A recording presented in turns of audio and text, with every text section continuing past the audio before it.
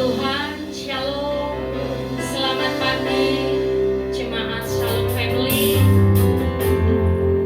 Welcome home. Biarlah pada pagi hari ini dengan segala kerinduan kita mau datang kepada Dia, Allah yang sungguh luar biasa mengasihi laksa kehidupan kita. Kita satukan hati kita mau berdoa datang kepada Tuhan. Bapa, kami mengucap syukur Tuhan untuk pagi hari yang indah ini. Jika Tuhan Kau kembalikan kami di tempat ini, biarlah kami datang hanya untuk memuji memuliakan nama Engkau. Kami datang hanya untuk meninggikan nama-Mu Tuhan. Mari Tuhan Kau urapi setiap kami. Tuhan Kau turun atas setiap kami, sehingga Tuhan hadirat-Mu boleh turun tercurah atas setiap kehidupan kami. Terima kasih Tuhan Yesus, terima kasih. Di dalam nama Tuhan Yesus kami ucap syukur dan terima kasih. Haleluya. Amin. Mari sama-sama kita buka hati kita. Kita mau datang, kita mau sembah Dia.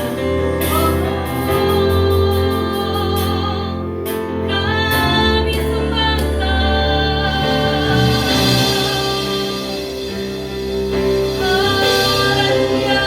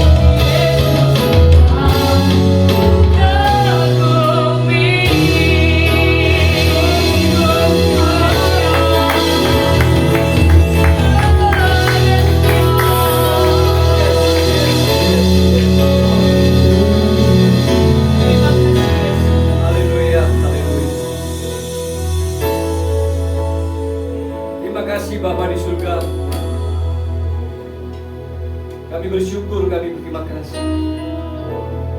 Kau mengumpulkan kami saat ini dalam kasih dan anugerah-Mu yang besar ya Bapa. Untuk kami boleh memuji, kami menyembah Engkau. Di tempat ini kami sungguh-sungguh datang dengan hati yang tulus. Kami sungguh-sungguh mau menyembah Engkau ya Bapa dengan seluruh hidup kami, dan bukan hanya dengan bibir kami. Kiranya pujian dan penyembahan yang kami naikkan ke tahta-Mu boleh menyukakan hati-Mu ya Bapa di surga. Saat ini kami percaya Roh-Mu ada di tengah-tengah kami. Engkau yang bertahta di atas pujian kami ya Bapa. Kiranya Bapa saat ini memberkati kami semuanya. Melengkapi kami dengan firman-Mu. Hidupkanlah kami dengan perkataan-Mu ya Bapa. Supaya sungguh-sungguh hidup yang kami jalani di tengah-tengah dunia ini adalah hidup yang semakin berkenan kepada Engkau, yang semakin menyukakan hati-Mu ya Bapa. Roh Kudus-Mu yang senantiasa menolong kami jalani hari-hari yang menyukakan hati-Mu. Nyatakanlah firman-Mu ya Bapa. Kami membuka telinga kami, kami membuka hati kami dan pikiran kami, dan kiranya Kau mengurapi kami semuanya, sehingga oleh pertolongan Roh Kudus-Mu kami boleh mengerti dan memahami. Bahkan oleh kekuatan Roh Kudus-Mu kami boleh melakukannya dalam kehidupan kami. Dan kami semua akan diberkati dan menjadi orang-orang yang berbahagia karena menjadi pelaku-pelaku firman. Kami siap untuk mendengarkan Bapa berfirman. Urapi hamba-Mu yang terbatas ini. Kau menaruh perkataan-Mu dalam lidah dan bibir hamba-Mu ini ya Bapa. Dan kami semuanya diberkati oleh perkataan, firman, roti hidup, mana surgawi yang dari Bapa. Mari setiap kita yang siap untuk diberkati oleh firman yang dari Bapa, sama-sama kita katakan amin. Silakan duduk Bapak Ibu Saudara. Puji Tuhan, kita bisa berkumpul kembali di hari Minggu. Kita beribadah bersama-sama di tempat ini ya Bapak Ibu Saudara. Dan minggu ini, minggu yang pertama di bulan Februari, kita akan nanti bersama-sama masuk dalam perjamuan kudus. Kita mengambil bagian dalam tubuh dan darah Tuhan kita Yesus Kristus. Sebelum kita makan tubuh dan minum darah Tuhan Yesus, roti dan anggur, mari kita akan belajar kebenaran firman Tuhan, dan kita akan merenungkan kebenaran-kebenaran yang akan memperlengkapi kita di sepanjang perjalanan hidup kita di tengah-tengah dunia ini, Bapak Ibu Saudara. Nah, kalau Bapak Ibu membaca di dalam 1 Korintus 10, 1 Korintus 10 ayat yang pertama sampai dengan yang ke-15, maka di sana ada satu perikop. Di sana ada satu perikop yang oleh LAI dalam 1 Korintus 10 itu diberi judul Israel sebagai suatu peringatan. Israel sebagai suatu peringatan.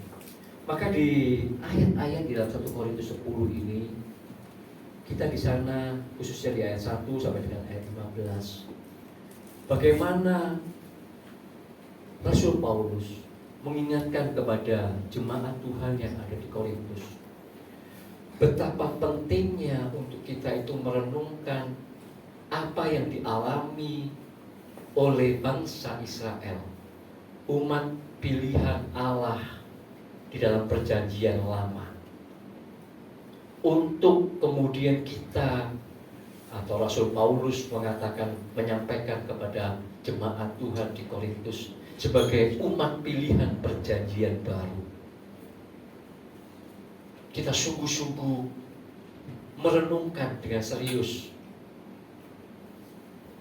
peristiwa-peristiwa khususnya yang kita akan renungkan, kita akan pikirkan bersama pagi hari ini, ketika bangsa pilihan Allah, bangsa Israel itu dibebaskan dari perbudakan di Mesir, dan kemudian mereka mengadakan perjalanan menuju ke tanah perjanjian, tanah yang dijanjikan oleh Allah sendiri, tanah Kanaan, yang dikatakan oleh Alkitab tanah atau negeri yang berlimpah dengan susu dan madu.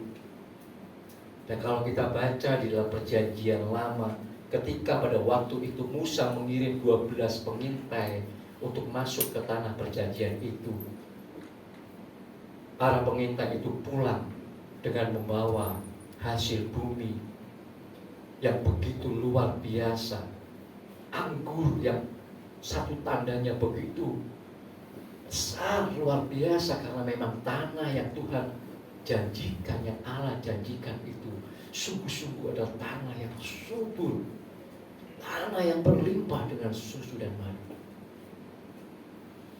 Dan kita membaca dalam perjanjian lama, bagaimana kemudian Allah dengan tangannya yang kuat, dengan tangannya yang perkasa, membebaskan mereka dari perbudakan bangsa Mesir lewat berbagai-bagai mukjizat, tulah, 10 tulah, dan akhirnya tulah yang terakhir, anak sulung seluruh Mesir, bahkan juga anak sulung binatang mati. Sehingga kemudian dengan itu Fir'aun melepaskan bangsa ini untuk keluar dari tanah Mesir.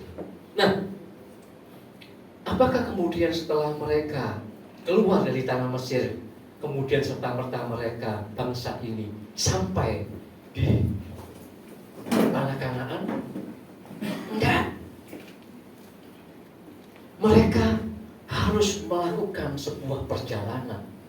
Untuk sampai ke tanah Kanaan itu, mereka harus melewati yang namanya padang gurun. Dan kita tahu bersama, di padang gurun inilah yang mestinya tidak perlu sampai 40 tahun mereka berputar-putar. Tapi bangsa Israel yang dipimpin oleh Musa keluar dari Mesir itu harus berputar-putar 40 tahun lamanya di padang gurun. Dan kita melihat dari 3 juta lebih orang-orang Israel yang dibawa keluar untuk menuju ke tanah Kanaan itu, pada akhirnya hanya 2 orang, Yosua dan Kaleb, yang sampai ke tanah Kanaan. Tentu termasuk juga di dalamnya adalah anak-anak yang lahir ketika mereka, bangsa ini, sudah keluar dari Mesir. Tetapi 3 juta lebih orang yang memang saat itu sungguh-sungguh keluar, mengalami perbudakan di Mesir dan dibebaskan oleh Allah dan masuk dalam perjalanan di padang gurun, semua mereka 3 juta lebih itu, kecuali Yosua dan Kaleb, mati, dibinasakan, kata Alkitab, di padang gurun. Apakah Allah tidak menghendaki bangsa yang dibebaskannya ini, umat pilihannya ini, untuk sampai ke tanah Kanaan? Tentu tidak. Tentu Allah menghendaki mereka 3 juta lebih itu beserta dengan anak-anak mereka bisa sampai di tanah Kanaan. Tapi Alkitab kita mencatat mereka tidak sampai ke tanah Kanaan. Nah, kita mau membawa ini, 1 Korintus 10 ini kembali kemudian mau mengingatkan kita umat pilihan Allah perjanjian baru, pengikut Kristus umat pilihan yang dibebaskan dari belenggu dosa. Perjalanan bangsa Israel dari sejak dibebaskan melewati padang gurun sampai kemudian sampai ke tanah Kanaan sebenarnya adalah sebuah tipologi daripada perjalanan umat perjanjian baru. Kalau mereka dibebaskan dari perbudakan di Mesir menuju ke tanah perjanjian, tanah Kanaan, maka kita orang percaya umat pilihan Allah perjanjian baru, kita dibebaskan dari perbudakan dosa untuk mengadakan sebuah perjalanan menuju kota Allah yang kudus, Yerusalem surgawi. Dan Allah Bapa menghendaki agar setiap kita itu berhasil dalam perjalanan kita, supaya kita bisa sampai masuk ke dalam kota kudus Allah, Yerusalem surgawi itu. Tetapi sebelum kita sampai ke sana, sebagaimana bangsa Israel harus melewati padang gurun, kita pun juga harus melewati yang namanya padang gurun dunia ini. Nah, disinilah kita mau belajar merenungkan kebenaran-kebenaran firman Allah yang akan bisa menjadi bekal kita, sehingga ketika kita melewati padang gurun dunia ini, kita tidak binasa, tetapi kita sungguh-sungguh bisa melangkah, belajar dari apa yang dikatakan sebagai Israel, perjalanan bangsa Israel itu sebagai suatu peringatan. Di sana kemudian kita mengambil mutiara-mutiara kebenaran, dan kemudian menjadi bekal kita mengingat-ingatnya dan memasukkannya dalam hati kita, supaya kita sampai masuk ke kota kudus Allah, Yerusalem surgawi, menikmati hidup yang dikatakan oleh Tuhan Yesus di dalam Yohanes sebagai hidup yang berkelimpahan. Bukan cuma berkelimpahan secara materi, karena di Yerusalem surgawi itu emas, perak, permata dan segala macam itu jalannya aja dikatakan, digambarkan sebagai emas, pintu gerbangnya dari mutiara, ya kan? Sungguh-sungguh kehidupan yang tidak hanya secara materi berkelimpahan, tetapi juga berkelimpahan dalam artian berkualitas yang begitu tinggi.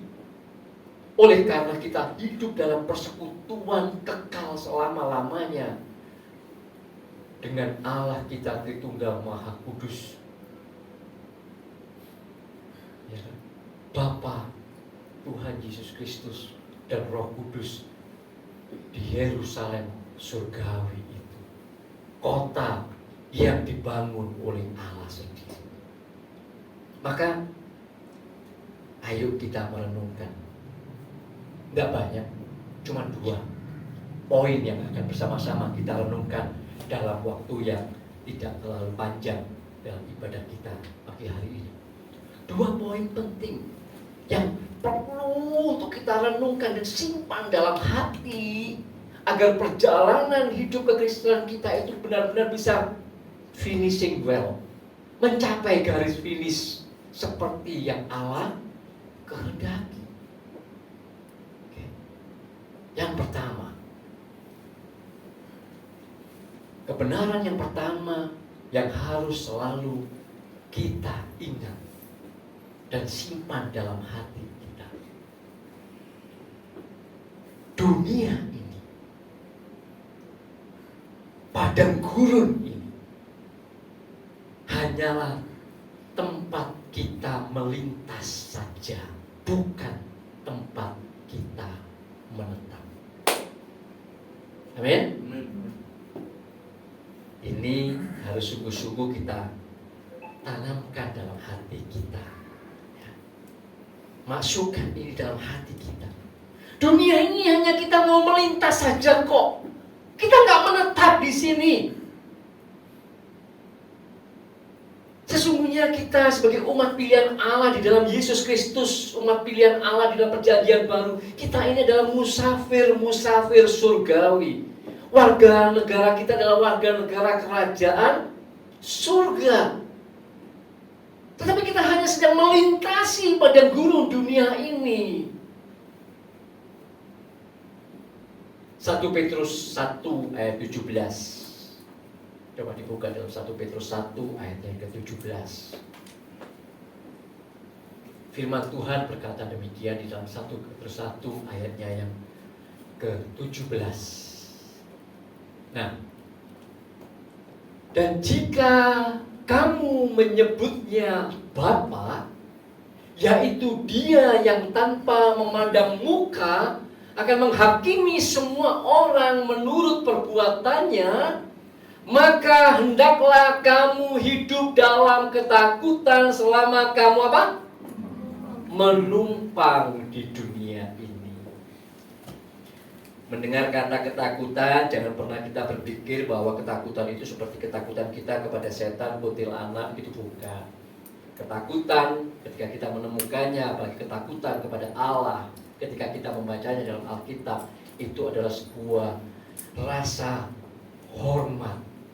Oleh karena Allah yang maha kudus, maha suci, yang maha luar biasa itu mau menerima kita, melayakkan kita untuk kita diterima sebagai anaknya, sekalipun sesungguhnya kita itu harusnya binasa selama-lamanya di neraka. Tetapi Ia mengadopsi kita, Ia mengangkat kita di dalam Tuhan Yesus Kristus. Maka kemudian kita di dalam hati dan seluruh hidup kita ada rasa takut yang kudus, hormat yang nggak bisa dikatakan.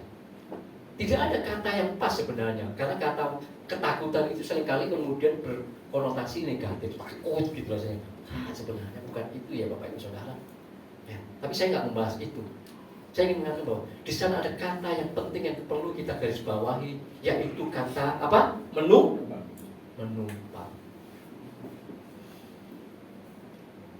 Kita orang percaya di dalam Yesus Kristus, kita sedang melintasi di dunia ini dan kita hanya menumpang, bukan menetap. Kata yang diterjemahkan oleh LAI dengan kata menumpang ini diambil dari bahasa Yunani yang yaitu paroikias. Kalau saudara ingat, sahabat-sahabat saudara kita dari Katolik, di sana mereka menggunakan kata paroki.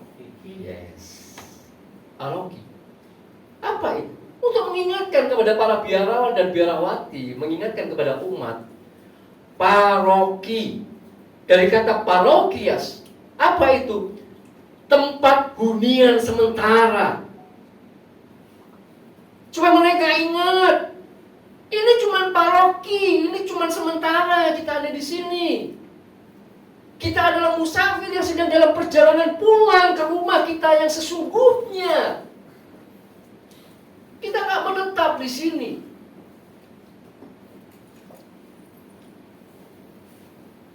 Jadi ini hal mengenai melintas, bahwa kita itu hanya melintas, hanya menumpang sementara di dunia ini. Kita sungguh-sungguh harus semakin kuat tanamkan dalam hati kita. Bangsa Israel lupa bahwa yang Allah janjikan itu adalah tanah Kanaan. Padang gurun itu mereka hanya melintas untuk sampai ke tanah Kanaan itu. Tapi rupanya mereka lupa. Kenapa kok lupa? Nanti kita akan lihat. Kita akan buka khususnya Ulangan 8. Kalau hal yang satu ini sungguh-sungguh tertanam bahwa ini hanya lintasan sementara saja, maka berbagai peristiwa hal yang sementara ini tidak boleh seharusnya membuat kita gagal menuju garis finish dong. Ya kan? Nah ini yang. Tapi orang yang tidak pernah merenungkan bahwa sementara ini adalah hanya sementara saja, pasti mereka akan fokus, oh ini tempat ini aku satu-satunya ini hidupku ini waktuku ini. Seolah-olah ini yang Tuhan janjikan. Padahal Tuhan tidak menjanjikan padang gurun, Tuhan tidak menjanjikan dunia ini. Tuhan menjanjikan Yerusalem surga. Itu garis finish kita. Nah, ini penting Bapak Ibu Saudara. Kebenaran yang pertama ini kita nggak boleh lupa. bahwa perjalanan kita di dunia ini sebenarnya hanyalah sebuah perjalanan yang sementara, melintasi, menumpang. Karena kalau kita nggak ingat-ingat hal ini terus, maka ketika kita mengalami berbagai-bagai peristiwa, sementara kita melintasi dunia ini yang sementara ini, karena kita nggak ingat, kita nggak renungkan hal ini, kebenaran ini, maka akan ada berbagai-bagai hal, berbagai-bagai peristiwa yang kita kemudian tidak bisa menyikapinya dengan hati yang benar, sehingga kemudian peristiwa-peristiwa itu, hal-hal yang Tuhan izinkan terjadi itu akan kemudian bisa berpotensi untuk membuat kita gagal mencapai garis akhir. Sebagaimana 3 juta lebih bangsa Israel yang dibawa keluar dari Mesir itu gagal, pada akhirnya tidak berhasil mereka semuanya dibinasakan, mereka semuanya mati di padang gurun dan tidak pernah mencapai tanah Kanaan. Ini kebenaran pertama yang kita mesti harus terus ingatkan pada diri kita, renungkan terus. Ini cuma sementara kok, ini cuma sementara. Mau seberapa kuat sih kita? 70, 80, 90, siapa yang pengen hidupnya umurnya usianya 100? Dengan berbagai-bagai hal yang menyertainya, pengen, ayo.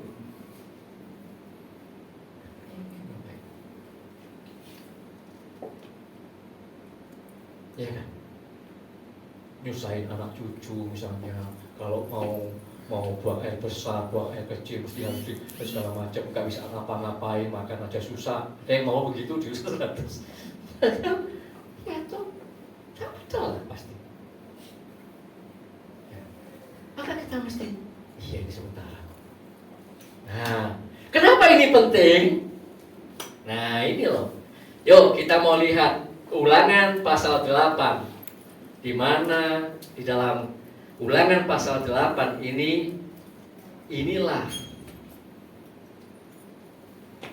ya. Saya akan bacakan buat Bapak Ibu Saudara. Saya akan membagi Ulangan pasal 8 ini dalam beberapa ayat, ya, dalam beberapa sub, supaya kita bisa mengambil kebenaran-kebenaran dari dalamnya. Oke? Ulangan 8 ayatnya yang kedua sampai dengan yang ke-6 saya akan bacakan buat Bapak Ibu Saudara. Oke, dikatakan di sana.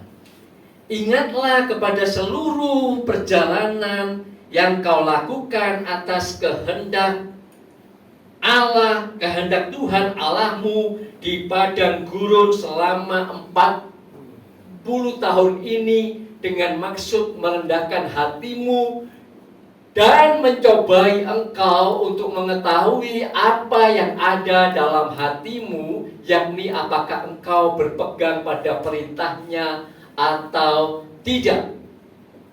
Ayat yang berikutnya. Jadi ia merendahkan hatimu, membiarkan engkau lapar dan memberi engkau makan mana yang tidak kau kenal dan yang juga tidak dikenal oleh nenek moyangmu, untuk membuat engkau mengerti bahwa manusia hidup bukan dari roti saja. Oh, ini kata-kata yang terkenal yang Tuhan Yesus katakan, ya kan? Tetapi manusia hidup dari segala yang diucapkan Tuhan. Ayat berikutnya.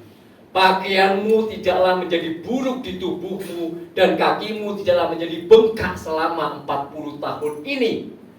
Ayat 5. Maka haruslah engkau insaf bahwa Tuhan Allahmu mengajari engkau seperti seorang mengajari anaknya.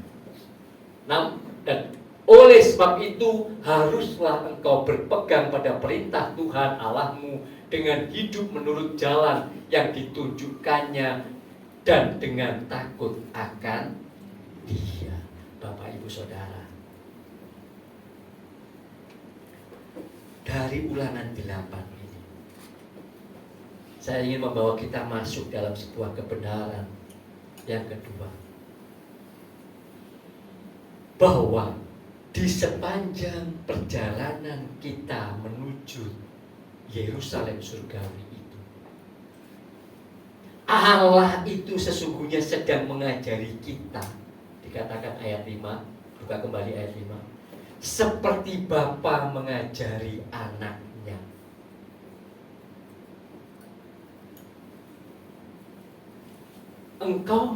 Maka haruslah engkau insaf bahwa Tuhan Allahmu mengajari engkau seperti seorang mengajari. Bukankah kita, saudara dan saya, adalah anak-anak Allah? Amin. Maka kebenaran yang kedua adalah, sebenarnya dalam perjalanan waktu yang singkat ini, Allah itu sedang mengajari kita seperti seorang Bapa. Dan Dia adalah Bapa yang kekal, Bapa yang sempurna, yang sedang mengajari kita anak-anaknya. Mengajari tentang apa? Tentu saja mengajari tentang suatu kehidupan di Yerusalem surgawi yang belum pernah kita masuk. Sedang diajari kita oleh Bapa. Lewat apa? Lewat Roh Kudusnya. Diajarilah kita. Maka, nah ini dua hal yang kita penting renungkan dan tanamkan ketika kita tahu bahwa kita ini sebenarnya sedang diajari oleh Bapa. Maka dua hal ini penting. Dari Ulangan 8 juga. Apa itu? Dalam hidup kita di dunia ini, kan sebenarnya kita itu hanya ketemu dengan dua hal, kan Bapak Ibu Saudara. Selalu ada suka, duka. Ya, ada senang, ada susah. Ada keberhasilan, ada kegagalan. Ya kan? Kita kadang-kadang merasa wah happy, senang sekali karena kita sebagai Tuhan itu menolong kita, baik sama kita, gitu kan? Tapi di satu sisi terkadang mungkin kita merasa Tuhan kok gak tolong aku ya, Tuhan kok gak buat mujizat ya buat aku ya, kan gitu kan? Kan seluruhnya itu kan? Tapi jangan lupa, dua hal inilah yang kemudian bisa berpotensi menggagalkan kita ketika kita melintasi pada guru dunia ini.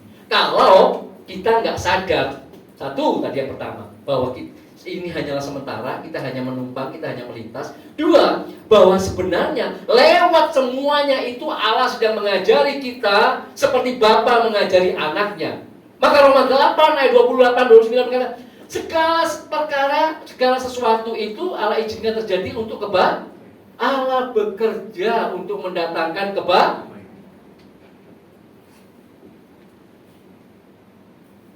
Tidak ada apapun, mau peristiwa susah, senang, sukacita, dukacita, apapun, lewat semuanya itu adalah Allah tujuannya satu, untuk mendatangkan kebaikan. Maka yang pertama yang perlu kita renungkan ini adalah, ingat dari ayat yang kita baca tadi dalam Ulangan 8 ayat 2 sampai dengan 6. Jangan kita gagal menangkap maksud baik Allah Bapa kita. Amin. Khususnya ketika pertolongan, ketika mujizat Tuhan seolah-olah tidak terjadi, tidak kita alami dalam hidup kita. Tuhan, mestinya saat ini kau membuat mujizat, mestinya saat ini kau menolong aku Tuhan, tetapi mengapa engkau gak tolong, mengapa engkau gak buat mujizat? Ketika Tuhan seolah membiarkan kita, misalnya ekonomi kita tetap pas-pasan, bahkan mungkin kita rasa kita ini sebenarnya sedang kekurangan dalam finansial, dalam keuangan. Mungkin yang lagi sedang cari pekerjaan, aku lagi butuh pekerjaan Tuhan, tapi kenapa Engkau gak tolong aku, pekerjaan gak kunjung bisa didapatkan? Atau yang sedang bergumul dalam sakit penyakit, dan seolah Tuhan membiarkan kita dalam sakit kita. Tuhan gak buat mujizat, Tuhan gak kemudian buat kita sembuh, seolah-olah Tuhan diam.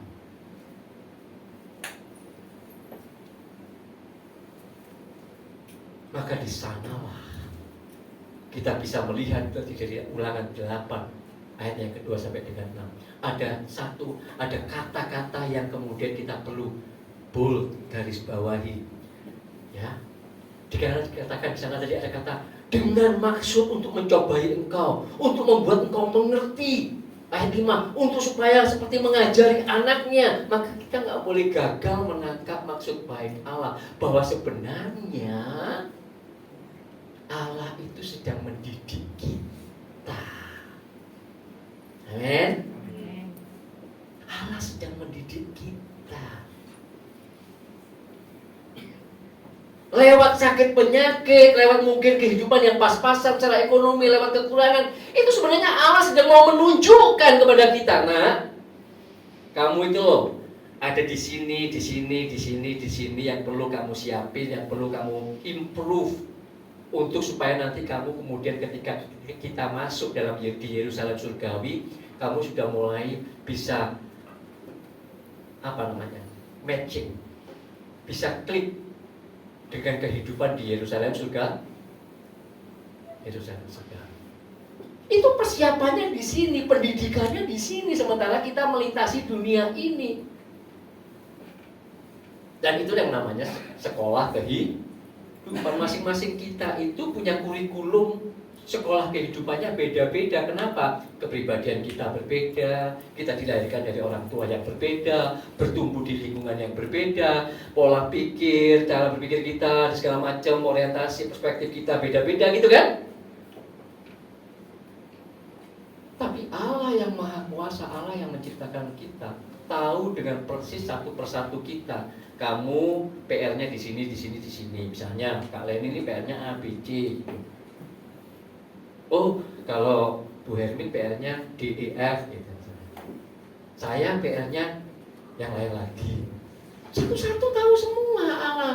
Ini mesti selesaiin. Allah didik kita lewat Roh Kudusnya. Maka ketika kita tahu akan hal ini, apapun yang sedang kita alami, kita akan tahu bahwa Allah berdaulat dalam hidup kita. Amin. Tidak ada apapun yang terjadi dalam hidup kita di luar dari kendali Allah, di luar dari izin Allah. Tidak ada sesuatu yang terjadi dalam hidup kita. Amin. Bahkan rambut kita satu jantung pun Allah tak tahu. Rambut satu jantung aja Allah tahu, apalagi misalnya kita sakit, kita lagi kekurangan, kita lagi butuh pekerjaan misalnya. Masa Allah nggak tahu? Sangat tahu lah kan. Tapi kenapa seolah-olah diam? Nah, disitulah kita kebenaran ini menuntut kita. Allah sedang mendidik kita. Jangan kita gagal menangkap maksud baik Allah Bapa yang sedang mengajari kita lewat peristiwa yang Dia izinkan terjadi dalam hidup. Ya, yang kedua dari perjalanan bangsa Israel di Ulangan 8. Yo, lanjut Ulangan 8 ayat yang ke-7 sampai dengan yang ke-18. Tapi ini ayat yang cukup panjang, nanti habis waktu kita karena kita masih mau masuk dalam perjamuan kudus. Kita perhatikan peringatan Tuhan di ayat 14, 17 dan 18 saja, 3 ayat. Ayat 14, kemudian lompat ke ayat 17 dan kemudian ayat 18. Perhatikan peringatan Tuhan di ayat 14, 17 dan 18. Ayat yang ke-14. Jangan engkau tinggi hati sehingga engkau melupakan Tuhan Allahmu yang membawa engkau keluar dari tanah Mesir, dari rumah perbudakan. Ayat 17.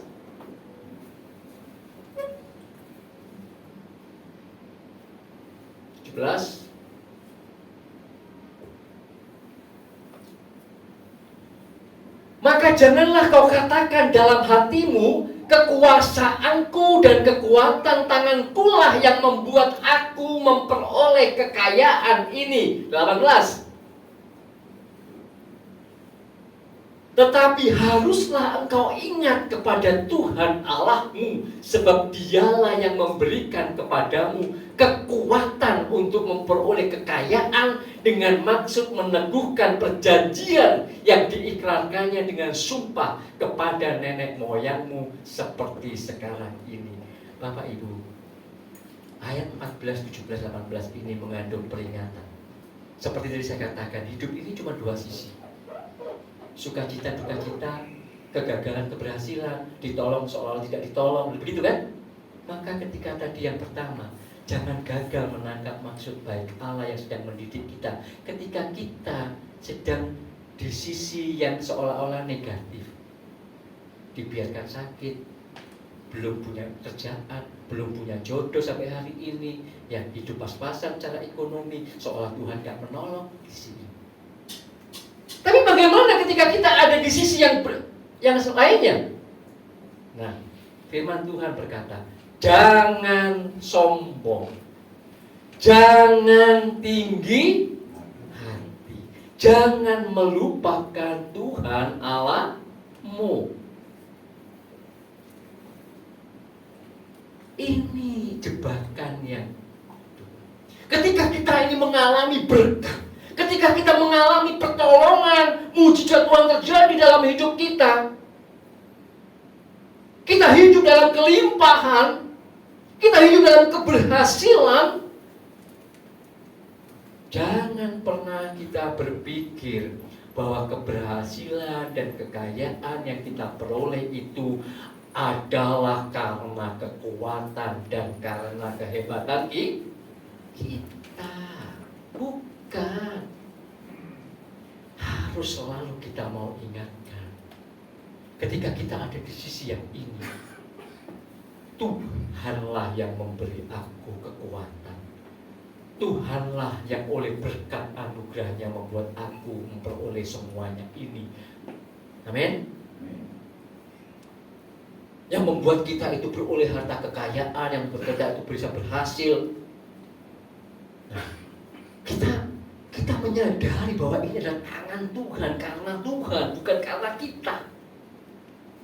Nah, apa buktinya kalau orang punya kebenaran ini dalam hatinya, bahwa apa yang ia miliki, keberhasilannya, kekayaannya itu karena berkat Tuhan, karena kekuatan yang dari Tuhan, karena anugerahnya, bukan semata-mata karena apakah keahliannya, kehebatannya, kebisaannya. Tetapi karena memang Tuhan yang kemudian berikan kepercayaan itu. Kalau orang dunia mereka harus begini, harus begini, harus begini, kamu pasti berhasil. Dan kemudian mereka bisa berhasil nggak? Bisa. Dan mereka akan mengatakan, kayak aku ini loh, contoh aku ini loh, berhasil.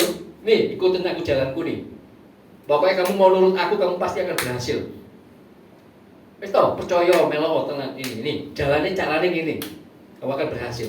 Seolah-olah itu adalah karena hebatnya, bisanya mereka. Tapi kita sebagai orang Kristen, sebagai umat percaya, bukan. Ini karena Allah yang memberi aku hikmat. Ini karena Allah yang menganugerahi aku berkatnya. Amin. Kalau kita bisa berkata begitu, maka sebenarnya cirinya ada dua orang yang memang ngerti akan hal ini, yang memang sungguh-sungguh tidak sombong, dan dia tahu bahwa seluruh berkat, kekayaan, keberhasilannya adalah karena Tuhan. Bukan karena kemudian omongannya, oh ini karena Tuhan, bukan karena aku kok, ini Tuhan lah. Bukan cuma karena ngomong begitu Bapak Ibu, kalau cuma ngomong begitu cuma gampang itu ya toh. Bukan cuma karena ngomong begitu, tapi omongan itu memang, oh iya harus dia ngomong begitu. Tetapi selain daripada omongan dari mulutnya seperti itu, maka ciri orang yang memang keberhasilan, harta kekayaannya, berkatnya yang melimpah itu adalah memang sungguh-sungguh dia sadari karena Tuhan, maka dia tahu Tuhan punya maksud ketika membuatnya berhasil, ketika membuatnya punya harta kekayaan. Kenapa? Karena dia sadar harta kekayaanku ini cuma sementara saja, aku cuma melintas saja, nggak tak bawa pulang ke sono kok. Di sono nggak perlu kan? Di sana sudah jalannya dari emas, perak, permata, berkelimpahan, nggak perlu kan di sana. Jadi ini cuma di sini. Maka aku tahu Tuhan sedang mendidik aku, sedang mengajari aku dengan berkat kelimpahan. Tuhan punya maksud. Kita tak boleh gagal juga dengan maksud baik Allah ketika kita memberkati kita. pastilah lewat harta kekayaan yang kita peroleh, lewat keberhasilan, mungkin kita naik jabatan, mungkin jabatan kita jadi tinggi, kita berhasil di dalam pekerjaan, di dalam kantor, di dalam pemerintahan segala macam. Lewat semuanya itu, Tuhan mau memakai harta kekayaan, keberhasilan, jabatan, kekuasaan itu menjadi alat, sarana untuk kemudian kita menjadi orang-orang yang lebih efektif melakukan kehendaknya. Berkat itu menjadi berkat kalau berkat itu membuat kita menjadi semakin dekat dengan Allah. Dia disebut berkat, menjadi berkat kalau kita lewat kekayaan, keberhasilan, kekuasaan, jabatan kita membuat itu semakin kita dekat dengan Tuhan, itu berkat. Tetapi kalau itu semua membuat kita jauh dari Tuhan, malah kita nggak melakukan kehendak Tuhan, maka sebenarnya jabatan, kekuasaan, kekayaan itu menjadi tuh, Bapak Ibu Saudara. Nah, ini loh cirinya. Orang yang memang sungguh-sungguh menyadari bahwa ini semua dari Tuhan. Tidak sombong, rendah hati. Sungguh-sungguh ini dari Tuhan. Kalau dari Tuhan berarti Tuhan punya rencana. Ya kan? Nah, kalau Tuhan punya rencana, maka lewat berbagai keberhasilan yang kita raih, yang kita capai, lewat harta kekayaan yang Tuhan percayakan, yang kita tahu kita hanya pengelola saja, bukan pemilik, maka itu membuat kita seharusnya lewat semuanya itu semakin menggenapi rencana Allah dalam hidup kita.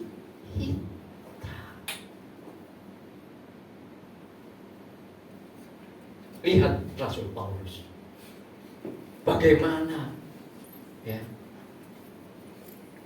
ketika dia mengalami sisi-sisi di mana dia harus dianiaya, mengalami karam kapal, ya, bagaimana kemudian Rasul Paulus ini yang kemudian sampai kemudian dia dilempari batu. Dia berkata dalam Filipi 4:12, aku tahu apa itu kekurangan, aku tahu apa itu kelimpahan. Katakan Filipi 4:12. Dia tahu dua sisi ini. Aku tahu apa itu kekurangan, aku tahu apa itu kelimpahan, kata Rasul Paulus.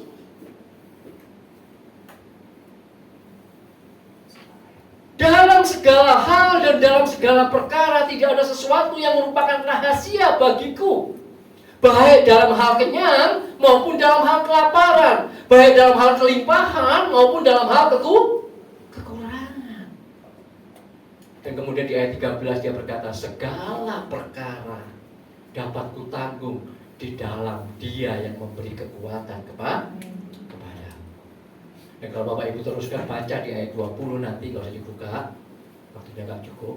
Kalau Bapak Ibu nanti baca di ayat 20, maka di situ kita akan melihat bahwa Rasul Paulus itu sadar ketika dia dalam kekurangan, ketika dia dalam kelimpahan, ketika dia dalam keberhasilan, ketika dia dalam kesesakan, dia sadar bahwa lewat semuanya itu Tuhan Allah izinkan terjadi sebagai sebuah proses pendidikan, sebagai sebuah proses pembentukan dirinya untuk kemuliaan Allah Bapa.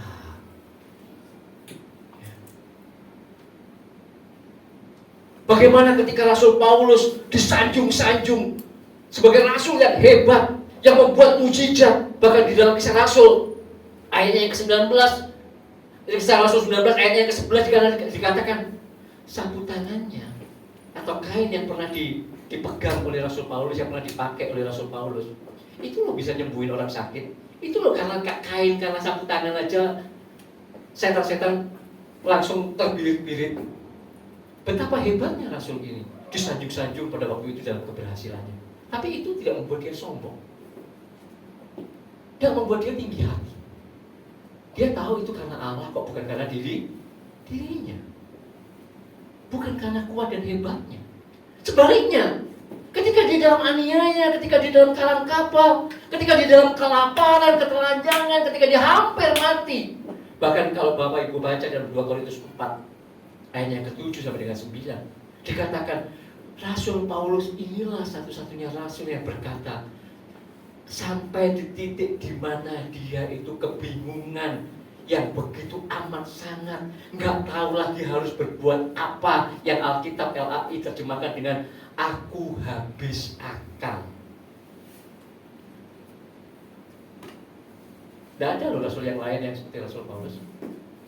Aku nggak ngerti lagi mesti ngapain ini. Dikatakan aku habis akal, tetapi aku tidak ditinggal. Dalam situasi yang seperti itu, baik dalam keberhasilan maupun dalam keterpurukan, ketika dia dalam kelimpahan maupun dalam kekurangan, Rasul Paulus tidak pernah gagal menangkap maksud Allah dan rencana Allah Bapa yang sedang mengajar, yang sedang membentuk dirinya untuk menjadi bejana yang semakin indah, yang akan dipakai untuk kemuliaan Allah Bapa. Amin. Siapa di antara kita yang mau dibentuk menjadi bejana yang semakin indah, dipakai untuk kemuliaan Allah Bapa? Amin. Ya. Maka itu Bapak Ibu Saudara, di sepanjang perjalanan kita melintasi, menumpang di dunia ini, tempat yang hanya sementara ini saja, yang kita tidak tinggal tetap di dunia ini, Allah Bapa itu mau supaya kita menjadi pribadi-pribadi yang rendah hati, nggak sombong, menjadi pribadi-pribadi yang lemah lembut. Saudara ingat ketika Tuhan Yesus berkata di dalam Matius 11, marilah kepadaku yang letih lesu dan berbeban berat, aku akan memberikan kelegaan kepadamu. Pikulah kuk yang kupasang dan belajarlah kepadaku. Karena apa kata Tuhan Yesus? Karena aku lemah lembut dan rendah. Kata lemah lembut, kalau kita baca di dalam Alkitab, itu bukan berarti lemah gemulai ya Bapak Ibu. Ya, saya perlu ngomong, karena kalau hari ini banyak yang lemah gemulai. Ini menakutkan dan mengkhawatirkan LGBT ya. Di gym-gym yang badannya pokok-pokok, kekal-kekal itu, wah, tapi ternyata lemah gemulai. Saya bingung juga gitu ya. Lemah lembut bukan begitu ya Bapak Ibu. Lemah lembut itu sebenarnya kalau mau diartikan dari bahasa aslinya, itu adalah mudah dibentuk. Itu loh lemah lembut, mudah dibentuk. Maka Allah mau supaya kita ini, ketika Dia mau adalah Bapa yang mau mengajari kita, yang mau mendidik kita untuk melakukan kehendaknya, untuk menggenapi rencananya, maka Allah mau supaya kita ini menjadi pribadi-pribadi yang rendah hati dan yang mudah dibentuk, yang lemah lembut itu. Kalau Tuhan berkata belajarlah kepadaku karena aku rendah hati dan lemah lembut, itu karena memang Tuhan adalah pribadi yang sempurna, yang sudah mempraktekkan bagaimana rendah hatinya Dia, bagaimana lemah lembutnya Dia. Karena kalau Tuhan kita Yesus Kristus tidak rendah hati dan lemah lembut, kita tidak bisa menikmati tubuh dan darahnya. Justru karena Tuhan kita itu pribadi yang rendah hati dan lemah lembut, Filipi mencatat, Dia mengosongkan dirinya, mengambil rupa seorang hamba, dan dalam keserupaannya dengan hamba itu, Ia taat, Dia senantiasa taat, bahkan taat sampai mati di atas kayu. Di dalam Yohanes 4 ayat 34 dia berkata, aku datang ke dunia ini, ya kan? Makananku itu adalah melakukan kehendak Bapa dan menyelesaikan rencana. Dia ada tahu di dunia ini aku cuma sementara. Tuhan Yesus cuma 33 tahun. 33 tahun. Saya hari ini sudah 50 sekian tahun. Tapi kenal Yesus 20. Sungguh-sungguh alami perjumpaan 35 tahun yang lalu. Saya nggak tahu Bapak Ibu Saudara, berapa usia rohani kita sebagai anak-anak Tuhan. Kalau Tuhan Yesus, Dia memang dikandung oleh Roh Kudus. Dia adalah anak tunggal Bapa. Nah kita, ketika kita diadopsi sebagai anak Allah, sampai dengan hari ini kita sudah usianya berapa? Kira-kira sampai usia berapa kita nanti? Allah mau di dalam perjalanan ini kita menjadi pribadi-pribadi yang rendah hati seperti Tuhan Yesus. Menjadi pribadi-pribadi yang lemah lembut, yang mudah dibentuk seperti Tuhan Yesus. Yang selalu kita mau berkata, memang aku hidup di tengah-tengah dunia ini, yang sementara ini yang aku lintasi ini bukan tempatku. Ini cuma hunian sementaraku. Aku cuma melintas sebagai musafir di dunia ini. Aku sedang menuju ke Yerusalem surgawi. Maka apapun yang terjadi, ketika dalam satu kesusahan kekurangan, aku tidak boleh gagal menangkap maksud Allah yang baik, Bapakku yang baik sedang mendidik aku. Ketika aku dalam kelimpahan dan berkat, aku tidak boleh sombong, aku mesti rendah hati. Karena itu Tuhan Yesus mengajak kita, ayo belajarlah kepada aku. Kamu tak ajari untuk rendah hati. Kamu tak ajari untuk menjadi pribadi-pribadi yang lemah lembut, yang mudah dibentuk. Ya. Maka kalau ketika sebentar lagi kita makan tubuh Tuhan dan minum darah Tuhan, mari gunakan momentum ini untuk kita sungguh-sungguh mau berkomitmen menanggapi panggilan Tuhan Yesus untuk menjadi murid Kristus. Dalam dua hal kita mau belajar. Kita mau menjadi pribadi-pribadi yang rendah hati, menjadi pribadi-pribadi yang lemah lembut, yang mau dibentuk oleh Tuhan. Kita sadar usia kita akan sangat terbatas, 70, 80, 90 tahun. Tinggal hanya sesaat lagi. Pandemi 3 tahun berlalu aja seolah baru kemarin. Kayaknya baru kemarin ya. Setelah kita melewatinya 3 tahun. Waktu 3 tahun berlalu begitu cepat. 10 tahun pun rasanya nggak terasa. Saya ingat ketika hampir 30 tahun yang lalu mengalami perjumpaan dengan Tuhan. Loh, sekarang saya sudah 50 sekian ya. Ya rambut saya dulu masih hitam kayaknya. Kok sekarang sudah berubah warna gitu. Ya nggak lama lagi, ya kan? Nah, jadi ayo kita gunakan momentum ini. Ketika kita makan tubuh Tuhan nanti dan minum darah, saya mengajak bahwa pemain musik biar sinar untuk kita kembali. Ayo kita mengambil komitmen. Ketika kita memegang tubuh dan darah Tuhan, roti dan anggur, kita sungguh-sungguh tidak menjadikannya sebagai sesuatu yang biasa. Yang biasa lah sebulan sekali, awal bulan kita perjamuan kudus biasa. Jangan Bapak Ibu Saudara. Ya. Menjadi sesuatu yang spesial ketika kita mau berkomitmen, bersedia menjadi murid Kristus. Ketika kita minum darahnya, ketika kita makan tubuhnya, maka kita sebenarnya sungguh-sungguh mau menghidupkan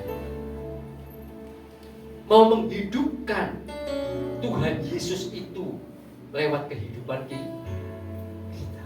Amin.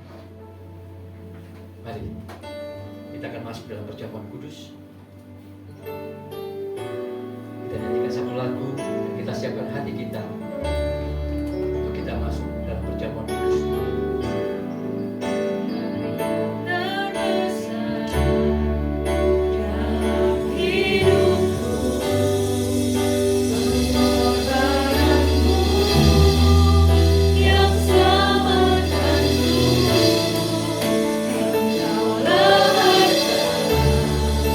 Yang tak terhilang, yang ku miliki.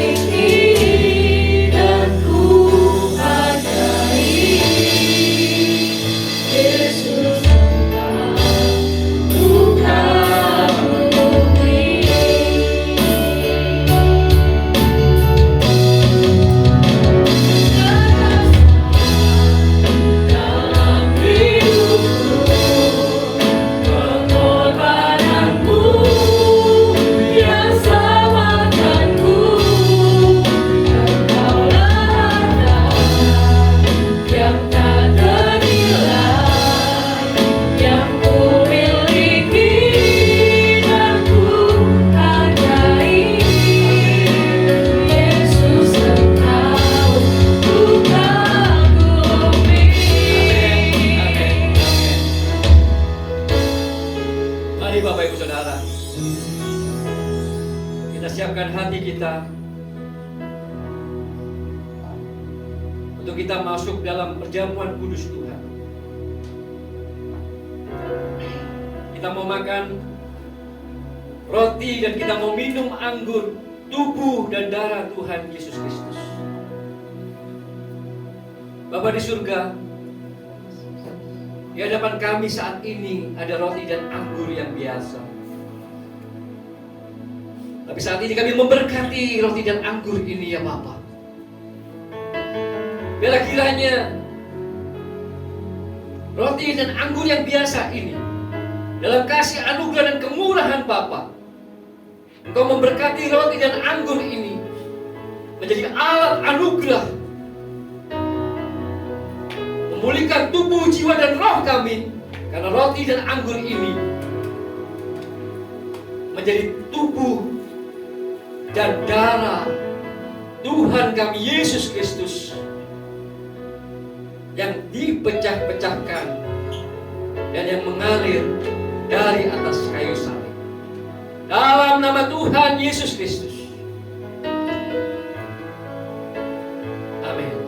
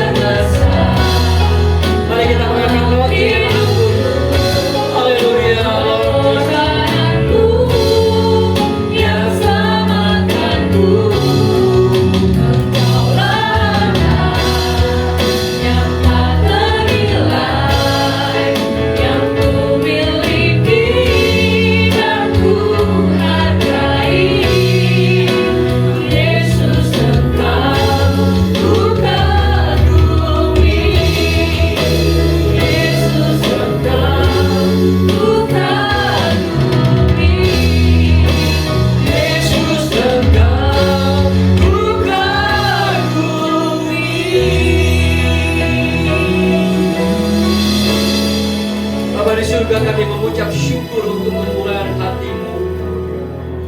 Biarlah kiranya Engkau menguduskan, melayakkan kami semuanya untuk kami makan dan minum tubuh dan darah Tuhan kami Yesus Kristus. Hati kami siap untuk menerima dengan sikap yang hormat akan perjamuan kudus Tuhan. Sehingga lewat roti dan anggur yang Engkau Bapa di surga memberkatinya ini menjadi tubuh dan darah Tuhan kami Yesus Kristus. Tubuh, jiwa, dan roh kami dipulihkan. Haleluya. Mari Bapak Ibu kita mengangkat roti. Kira apa kasih, kira apa kasih. Kira apa kasih, kira apa kasih.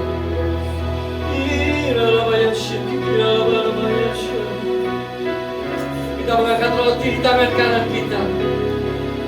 Sebab apa yang telah kuteruskan kepadamu telah aku terima dari Tuhan, bahwa Tuhan Yesus Pada malam waktu ia diserahkan mengambil roti dan sesudah itu ia mengucap syukur atasnya dan berkata, inilah tubuhku yang diserahkan bagimu. Perbuatlah ini sebagai peringatan akan aku. Jemaat yang dikasihi Tuhan, percayakah kita bahwa roti yang sedang kita angkat dengan tangan kanan kita ini adalah tubuh Yesus yang telah dipecahkan bagi kita? Amin. Makanlah dalam nama Tuhan Yesus Kristus.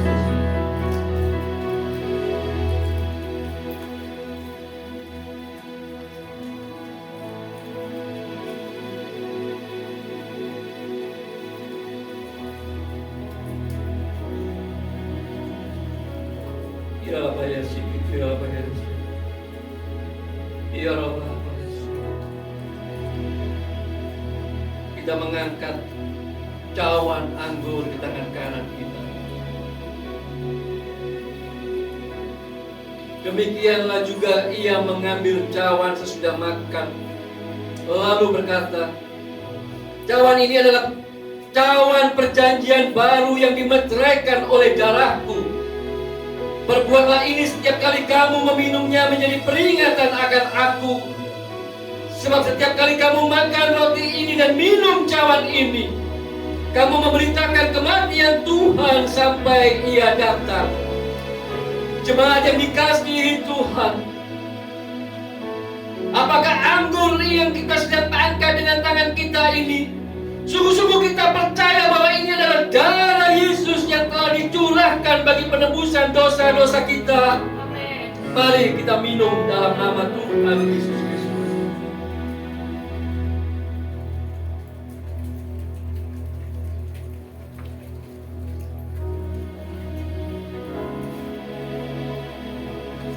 Mari kita mengangkat tangan kita. Kita mengangkat kedua tangan kita. Kita mengucap syukur. Ilahaya syukur, ilahaya syukur, ilahaya syukur, ilahaya.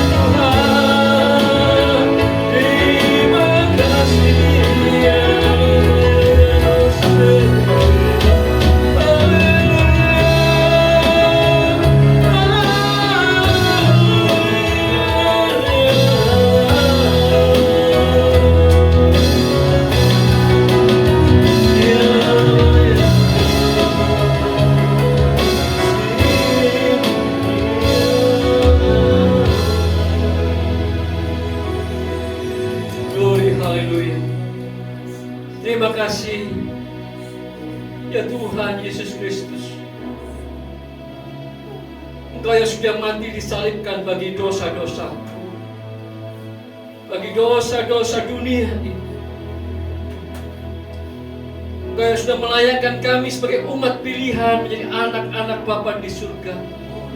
Kami boleh menikmati, memakan tubuhmu dan meminum darahmu, mengambil bagian di dalam Engkau ya Yesus Kristus Tuhan.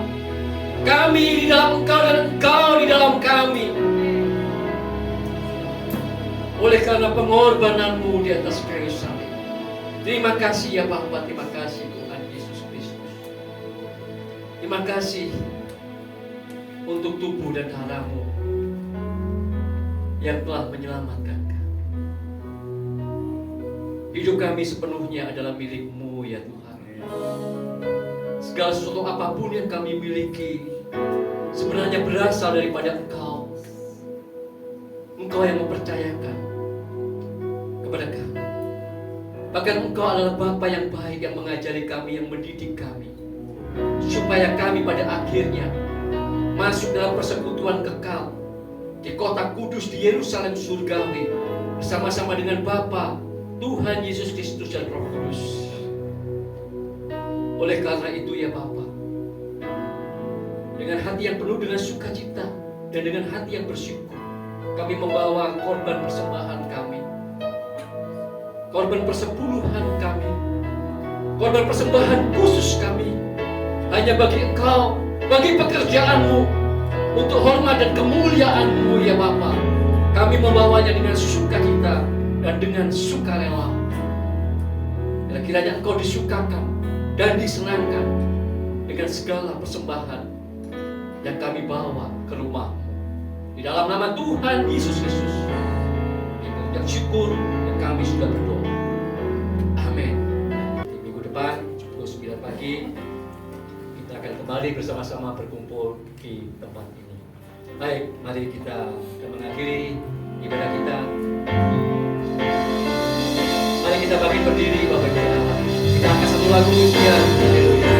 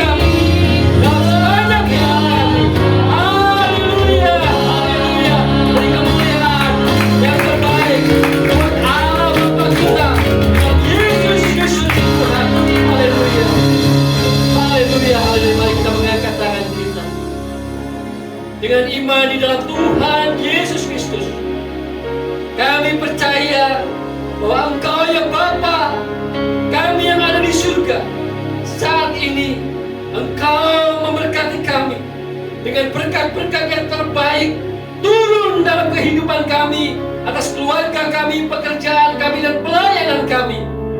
Segala sesuatu yang dikerjakan oleh tangan kami dibuat berhasil oleh karena Engkau yang menyertai ya Bapa. Berkat-berkat-Mu tercurah atas setiap apa yang kami kerjakan. Oleh karena cinta kasih-Mu di dalam Tuhan Yesus Kristus, dan oleh persekutuan Roh Kudus yang senantiasa menolong kami, menuntun kami, memimpin kami, dan bahkan meneguhkan kami mulai sejak saat siang hari ini. Maranatha, Tuhan Yesus kata yang kedua kali, bahkan sampai selama-lamanya, kami adalah orang-orang, anak-anak Bapa yang sudah diberkati oleh Bapa di surga. Dalam nama Tuhan Yesus Kristus, semua kita yang sudah diberkati, kita sama-sama katakan